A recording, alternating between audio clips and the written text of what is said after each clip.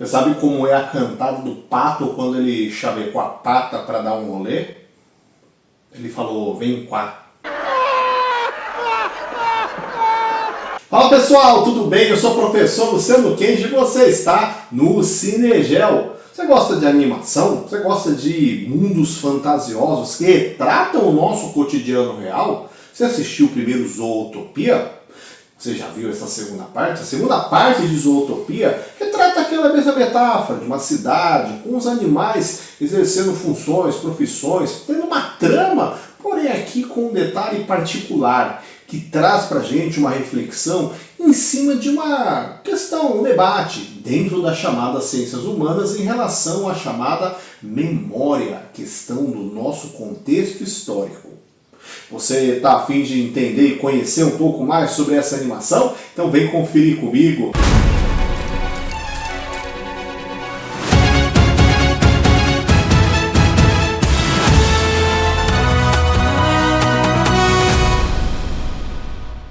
Zootopia 2, Zootopia 2, animação de 2025, dirigida por Jared Bush e Byron Howard. O filme se inicia logo na sequência do final da primeira parte, que conta a história da coelha Judy e o raposa Nick. Zootopia é uma cidade onde animais de diversas espécies exercem funções que nós chamamos de humanas, com suas profissões, com suas ações cotidianas. E Judy e Nick acabam de solucionar um caso como policiais investigadores. A dupla é super improvável, pois ninguém nunca botou fé neles, já que a partir dos estereótipos sociais, eles nunca poderiam ter sucesso como policiais. Coelhos são fofinhos, pequenos, sendo inadequados para a truculenta função policial. E as raposas são malandras, traiçoeiras, sendo nada confiáveis para servirem como a lei. É com estes estereótipos sociais que Judy e Nick são orientados pelo chefe de polícia que fiquem de fora da linha de frente dos casos. Visto que apesar do sucesso deste último, ele vê que eles causam muita destruição na cidade e não conseguem ser nada discretos ao longo da sua ação. Mas contrariando a ordem, eles vão até o porto investigar uma quadrilha de tamanduás que contrabandeia mercadorias na alfândega. Mais uma vez, apesar de eles terem o sucesso ao fim da missão, um rastro de destruição na cidade faz com que o chefe formalmente separe a dupla e os coloque em uma sessão de terapia psicológica. Mas Judy está, além de triste pelo ocorrido, está intrigada, porque ela avistou uma pele de cobra em meio às caixas das mercadorias lá no porto.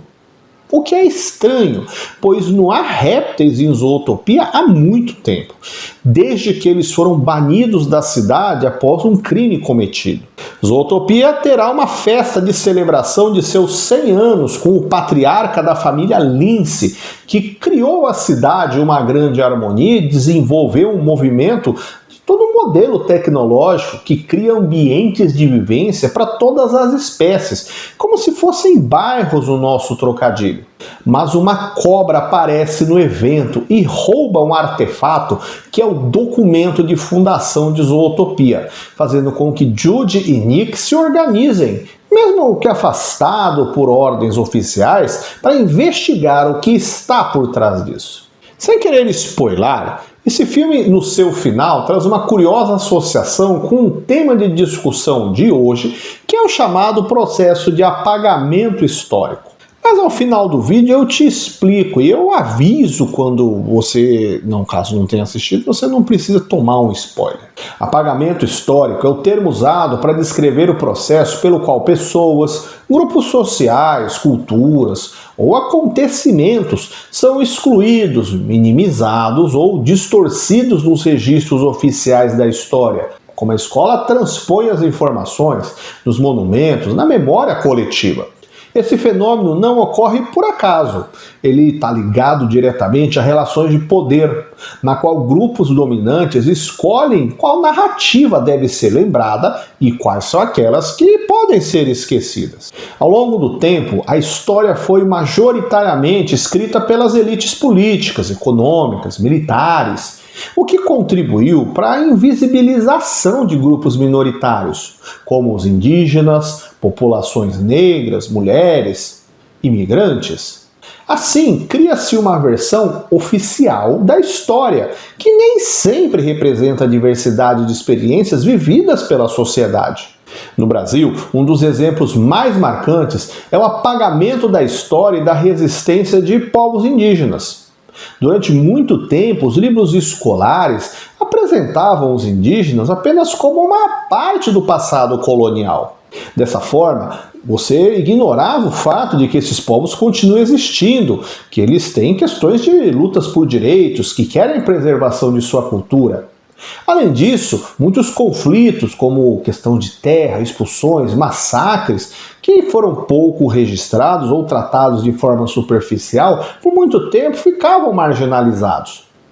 Outro caso importante é o da população negra, que após a abolição da escravidão de 1888 começa uma saga para ter representatividade. A narrativa oficial costuma destacar a assinatura da Lei Áurea como um ato de bondade da princesa Isabel, mas frequentemente omite as lutas dos próprios movimentos negros, com revoltas, com quilombos e movimentos reivindicavam o abolicionismo. Também é comum que a aula de história do período pós-abolição ignorava as dificuldades enfrentadas pelos ex-escravizados, como falta de acesso à terra, questão da educação, até mesmo um trabalho assalariado.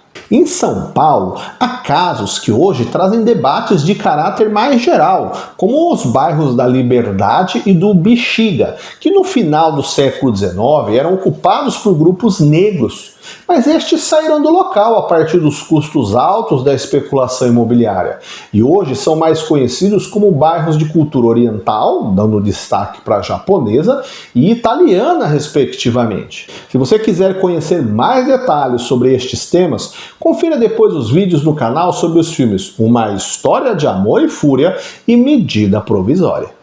Há ainda o processo de apagamento de personagens históricos que desafiaram o poder estabelecido, como líderes populares, pessoas de grupos minoritários atuantes na política e na resistência social, cujas contribuições só recentemente começaram a ser reconhecidas através de pesquisas acadêmicas, movimentos sociais. Em escala mundial, o colonialismo europeu produziu forte apagamento das culturas e histórias de povos na África, na Ásia e nas Américas. Muitos impérios coloniais acabaram extinguindo línguas, reduzindo tradições e sistemas de conhecimento locais, através da imposição da cultura e visão que você tem do colonizador europeu. Até hoje, parte da história ensinada em vários países prioriza as conquistas europeias, deixando em segundo plano violências e explorações sofridas pelos povos colonizados. Pense na sua aula de história de novo, como você tem um foco muito grande na história da Europa, mas talvez pouca coisa da história do Brasil antes dos europeus chegarem aqui. Outro exemplo é o tratamento dado às populações indígenas da América do Norte, frequentemente retratadas como obstáculos ao progresso, enquanto você tem remoções forçadas, genocídios, destruição da cultura deles ao longo do tempo, sendo retratados de forma minimizada, até ignorados.